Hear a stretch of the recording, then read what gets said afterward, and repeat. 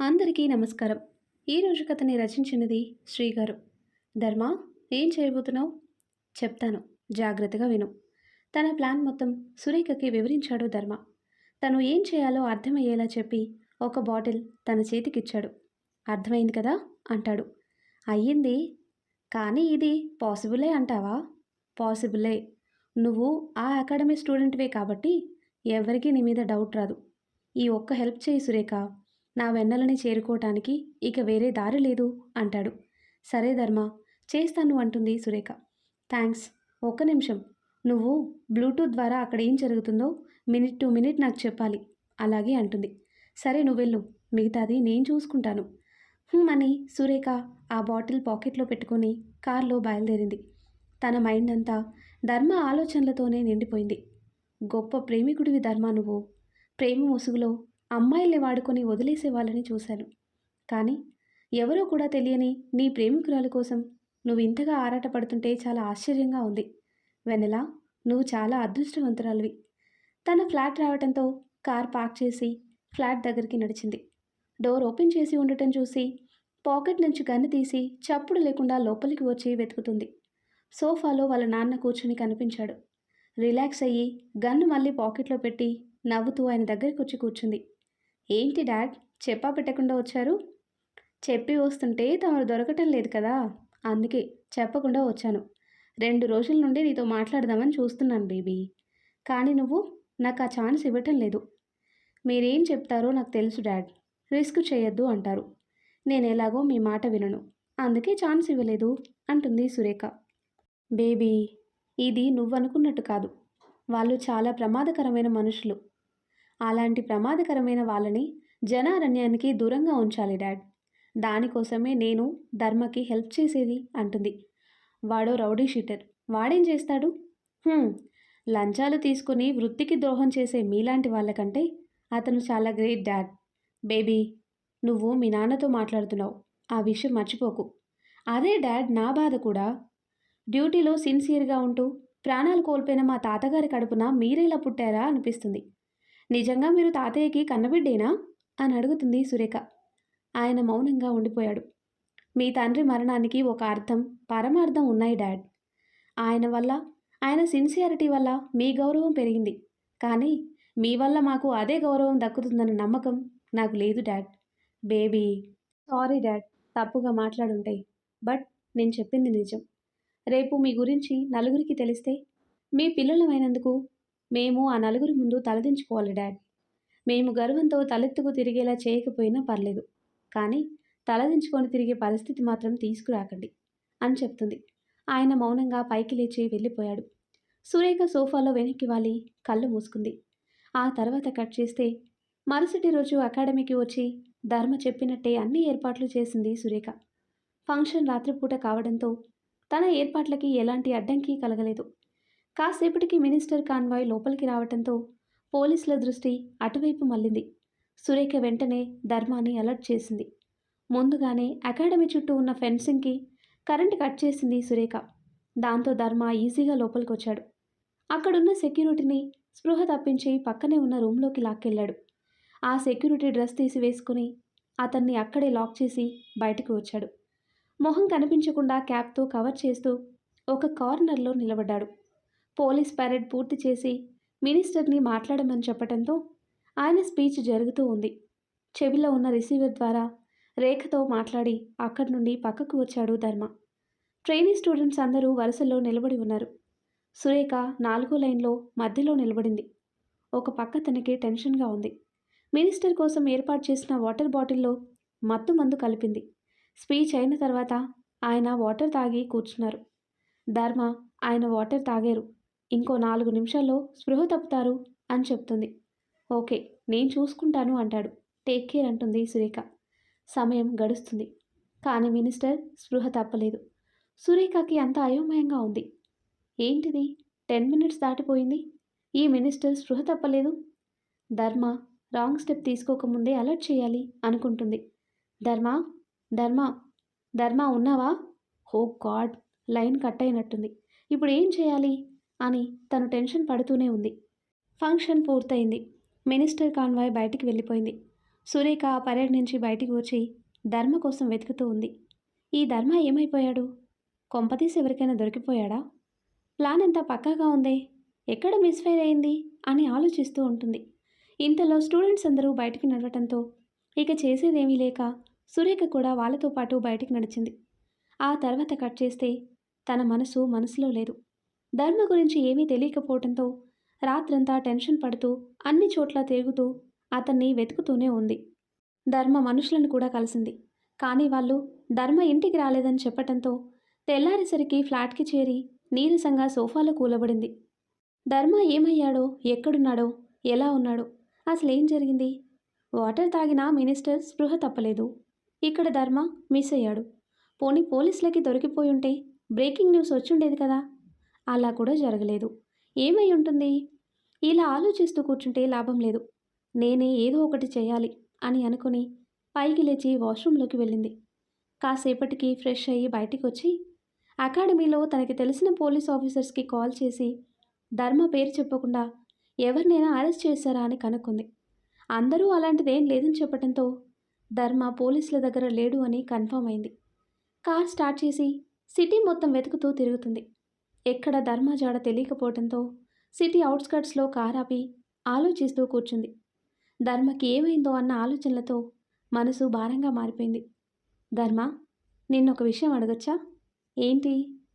వెన్నెలతో నీ పరిచయం కేవలం 15 రోజులే. అయినా తన మీద ఇంత ప్రేమని ఎలా పెంచుకున్నావు? మా పరిచయం 15 రోజులే కావచ్చు. కానీ మా మధ్య ఒక జన్మకి సరిపడా బంధం ఏర్పడింది రేఖ. ఆ బంధాన్ని కాపాడుకోవాలనే నా ప్రయత్నం. ప్రేమ పేరుతో నిన్ను మోసం చేస్తున్నానేమో అని వెన్నెల బాధపడేది ధర్మ. నేను సర్ది చెప్పేదాన్ని. తన గురించి నీకు నిజం చెప్పేయమని చెప్పాను. అప్పుడు వెన్నెల నాతో ఒక మాట చెప్పింది ధర్మ. ధర్మ తన వైపు చూశాడు. సురేఖ తన కళ్ళలోకి చూస్తూ వెన్నెల మాటలని చెబుతుంది. నిజం చెప్పే ముందు ధర్మకి నేను పూర్తిగా సొంతం కావాలి. నా ప్రేమలో స్వార్థం లేదని ధర్మకి అర్థం కావాలి. అలాగే నేను పూర్తి చేయాల్సిన పనిని తను ఒక బాధ్యతగా తీసుకోవాలి. అందుకే నేను ధర్మకి సొంతమైన తర్వాతే నా గురించి అన్ని నిజాలు చెప్తాను. వెన్నెల గురించి సురేఖ చెప్పిన మాటలు వింటూ మౌనంగా ఉండిపోయాడు ధర్మ. వెన్నెల అలా ఆలోచించి తన జీవితం నాశనం చేసుకుంటుందేమో అన్న డౌట్ ఉండేది నాకు. కానీ ఇప్పుడు అర్థమవుతుంది ధర్మ. తను నీ మీద పెట్టుకున్న నమ్మకం వమ్ము కాలేదు. తన కోసం, తను పూర్తి చేయాల్సిన బాధ్యత కోసం నువ్వు ముందడుగు వేశావు. తను నాతో ఒక రాత్రి గడిపింది కాబట్టి నేను ఇదంతా చేయటం లేదు సురేఖ. వెన్నెల నాకు ఒక జన్మకి సరిపడా ప్రేమను పంచింది. ఆ ప్రేమ కోసం చేస్తున్నాను అన్న ధర్మ మాటలు గుర్తు చేసుకుంటూ బాధపడుతుంది సురేఖ. ఏమైపోయావు ధర్మ? ఎక్కడున్నావు? వెన్నెల ఏమైందో తెలియటం లేదు. తనని ప్రాణాలతో ఉంచారో లేదో కూడా తెలీదు. మనం వెళ్ళే అన్ని దారులు మూసుకుపోతున్నాయి. ఇప్పుడు నువ్వు కూడా కనిపించకుండా పోయావు. వెన్నెల కోసమైనా నువ్వు క్షేమంగా ఉండాలి. భగవంతుడా, నువ్వే ఏదో ఒక దారి చూపించాలి అని కళ్ళు మూసుకొని భగవంతుణ్ణి ప్రార్థించి కళ్ళు తెరిచిన తనకి ఎదురుగా కనిపించిన దృశ్యం చూసి అవాక్కయింది. ఒక పెద్దాయన్ని ఎవరో నలుగురు గుండాలు తరుముకొస్తున్నారు. ఆయన శక్తినంతా ఉపయోగించి పరిగెడుతూ సురేఖ కార్ని క్రాస్ చేసుకుంటూ వెళ్ళాడు. సురేఖ వెంటనే కారు దిగింది. మాస్టారు? సురేఖ పిలుపు విని ఆగిపోయాడు. వెనక్కి తిరిగి సురేఖను చూసిన ఆయన ఎదురుగా వస్తున్న రౌడీలను కూడా పట్టించుకోకుండా అలానే నిలబడి ఉండిపోయాడు. సురేఖ వాళ్ళ వెనకే పరిగెత్తుకుంటూ వచ్చి వెనకగా ఉన్న రౌడీని కాళ్ళతో తన్నింది. అతను అరవడంతో మిగిలిన ముగ్గురు రౌడీలు అక్కడే ఆగి వెనక్కి తిరిగి చూశారు. ఆ రౌడీలు తేరుకునే లోపే సురేఖ వేగంగా కదిలి నలుగురిని చితక్కొట్టింది. వాళ్ళు తిరగబడి కర్రతో సురేఖ మీద దాడి చేయబోతుంటే తను పక్కకి తప్పుకుంది. ఆ దెబ్బ మాస్టరీ తలకి తగిలింది. సురేఖ వెంటనే పాకెట్లో గన్ తీసి ఫైర్ చేయడంతో ఆ రౌడీలు అక్కడి నుండి పారిపోయారు. ఆ తర్వాత మాస్టర్ గారి దగ్గరకు వచ్చి చూసింది. ఆయన స్పృహ తప్పి పడిపోయాడు. అటుగా వెళ్తున్న ఒక బైకర్ సహాయంతో మాస్టర్ని కారులో ఎక్కించి బయలుదేరింది. ఇంట్లోనే తనకి తెలిసిన డాక్టర్ ద్వారా మాస్టర్కి ట్రీట్మెంట్ చేయించింది సురేఖ. ఏం జరుగుతుందో అర్థం కాని అయోమయ స్థితిలో ఉంది తను. మాస్టర్ గారికి స్పృహ రాలేదు. ఆయన్ని చూసి బయటికి వచ్చిన సురేఖకి డోర్ దగ్గర ధర్మ కనిపించాడు. ఆనందంతో పాటు దుఃఖం కూడా వచ్చింది తనకి. పరిగెత్తుకుంటూ వచ్చి ధర్మాని హత్తుకుంది. ఏమైపోయావు ధర్మ? ధర్మ మౌనంగా తన కౌగిలి విడిపించుకున్నాడు. సారీ, నువ్వు కనిపించిన సంతోషంలో. అది సరే, ఎక్కడికి వెళ్ళిపోయావు? రాత్రి నుంచి నీకోసం వెతుకుతూనే ఉన్నాను. అది అని నసుకుతూ ఉంటాడు. లోపల నుంచి సౌండ్ వినిపించడంతో సురేఖ, ధర్మ లోపలికొచ్చి చూశారు. మాస్టర్కి స్పృహ వచ్చి పైకి లేవటానికి ప్రయత్నిస్తున్నారు. సురేఖ దగ్గరికి వెళ్ళి ఆయనకి హెల్ప్ చేసి బెడ్ మీద కూర్చోబెట్టింది. ఎలా ఉంది మాస్టారు? తల తిరుగుతున్నట్టుగా ఉందమ్మా. సురేఖ, ఎవరైనా? మాస్టారు గారు ధర్మ. మాస్టారా? అంటే మనం వెతుకుతుంది. అవును, ఆ మాస్టర్ గారే అంటుంది సురేఖ. ధర్మ ఆయన దగ్గరికి వచ్చి పక్కనే కూర్చున్నాడు. వెన్నెల గురించి మీకేమైనా వివరాలు తెలుసా? చెప్పండి. తనెక్కడుంది? ఎలా ఉంది అని అడుగుతాడు ధర్మ. వెన్నెల? వెన్నెలెవరు అంటాడు ఆ మాస్టర్. ధర్మ, మాస్టర్ గారు సెడేషన్లో ఉన్నారు. ఇప్పుడు ఆయనేం చెప్పలేరు. రెస్ట్ తీసుకునేవు. అది కాదు అంటాడు ధర్మ. ప్లీజ్ ధర్మ, ఇన్ని రోజులు ఎదురు చూసాం. కొంచెం ఓపిక పట్టు. వెన్నెల గురించి మనకి అన్ని విషయాలు తెలుస్తాయి. ధర్మ మౌనంగా బయటికి నడిచాడు. సురేఖ ఆయన్ని పడుకోబెట్టి బయటికి వచ్చి ధర్మ పక్కనే కూర్చుంది. చనిపోయిన మాస్టర్ గారు ఎలా తిరిగొచ్చారు? నాకు అదే అర్థం కాలేదు ధర్మ. నీకోసం వెతుకుతుంటే ఆయన కనిపించారు. అసలు నువ్వేమైపోయావు? నీకేమైందో ఏమో అని ఎంత టెన్షన్ పడ్డానో తెలుసా? అసలు ఏం జరిగింది? మత్తు మందు కలిపిన ఆ మినిస్టర్ స్పృహ తప్పలేదు. ఆ తర్వాత నువ్వు మాయమయ్యావు. ఏం జరిగింది ధర్మ? ధర్మ తలెత్తి తన కళ్ళలోకి చూశాడు. ఏం జరిగిందో చెప్తూ ఉంటాడు. సూర్యకు ఫోన్ చేసిన తర్వాత మినిస్టర్ కాన్వాయ్ దగ్గరికి వెళ్ళబోతుండగా ఎవరో తన తలకి గన్ గురిపెట్టారు. ధర్మ గన్ తీయబోతుంటే చేతిని వెనక్కి మడిచిపెట్టి గన్ లాక్కున్నాడు ఆ ఆఫీసర్. కదలద్దు. ఫంక్షన్ డిస్టర్బ్ అవ్వటం నాకిష్టం లేదు. గొడవ చేయకుండా నాతో రా అని ధర్మాని ఒక రూమ్లోకి తీసుకువచ్చి లాక్ చేశాడు ఆ వ్యక్తి. లోపలికి రాగానే తన మొబైల్, చెవిలో ఉన్న రిసీవర్ తీసుకున్నాడు. మొబైల్ ఆఫ్ చేసి ధర్మాని వదిలి గన్ పాకెట్లో పెట్టుకొని తన ఎదురుగా వచ్చి నిలబడ్డాడు. అతని పాకెట్ మీద ఉన్న పేరు, డిజిగ్నేషన్ చూసి డిఐజీ అని అర్థమైంది ధర్మాకి. ఆయన చైర్లో కూర్చొని ధర్మాని ఎదురుగా ఉన్న చైర్లో కూర్చోమని సైగ చేశాడు. ధర్మ ఆయన వైపు చూస్తూనే కూర్చున్నాడు.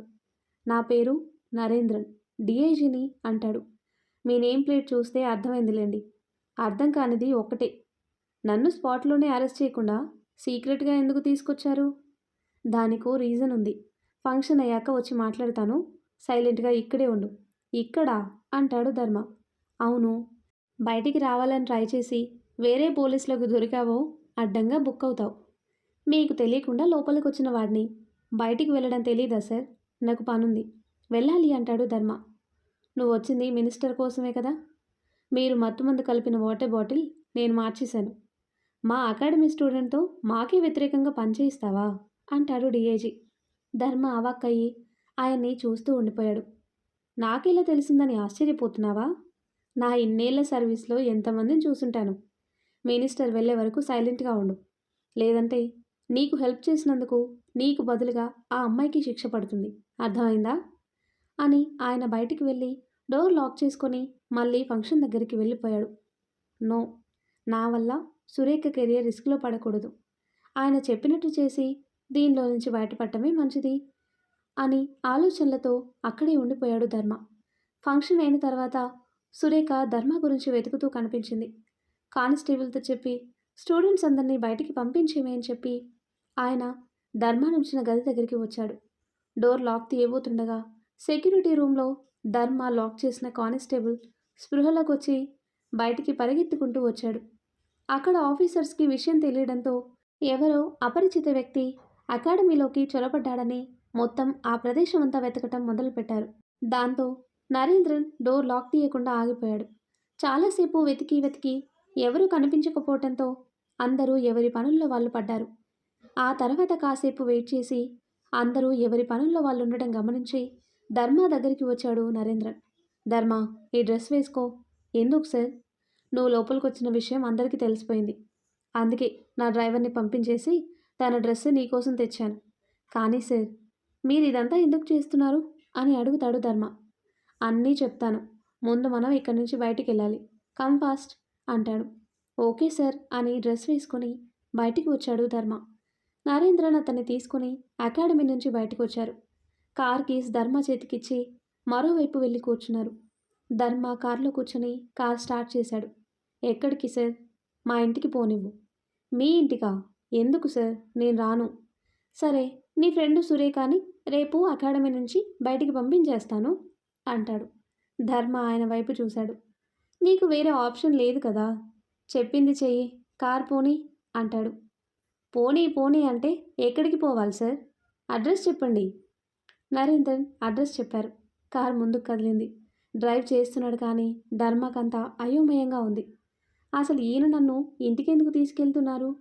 అయితే అరెస్ట్ చేయాలి లేదా వదిలేయాలి. ఆ రెండూ చేయకుండా నన్ను అక్కడి నుంచి తప్పించి ఇంటికి తీసుకువెళ్ళటం ఏంటి? అసలు ఏం చేయాలనుకుంటున్నారు అని ఆలోచిస్తూ ఉంటాడు. తొందర ఎందుకు ధర్మ? ఇంటికి వెళ్ళాక చెప్తాను కదా. ముందు డ్రైవింగ్ మీద ఫోకస్ చెయ్యి అంటాడు డిఏజీ. ఓకే సార్ అంటాడు ధర్మ. కాసేపటికి ఇంటికి చేరుకున్నారు. ధర్మని హాల్లోని కూర్చోబెట్టి నరేంద్రన్ తన గదికి వెళ్ళి ఫ్రెష్ అయ్యి వచ్చాడు. ఏమైనా తింటావా ధర్మ? వద్దులే సార్, ఆల్రెడీ 3 అయింది.